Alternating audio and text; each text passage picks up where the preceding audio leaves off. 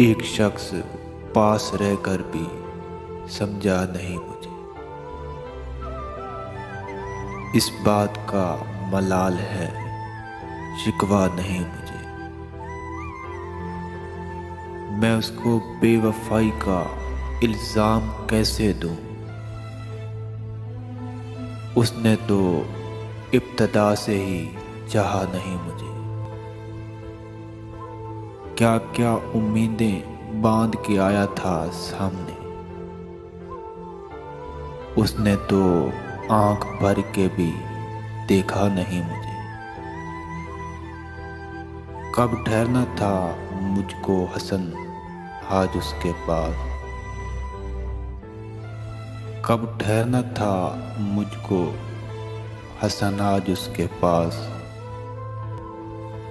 अच्छा हुआ कि उसने भी रोका नहीं मुझे।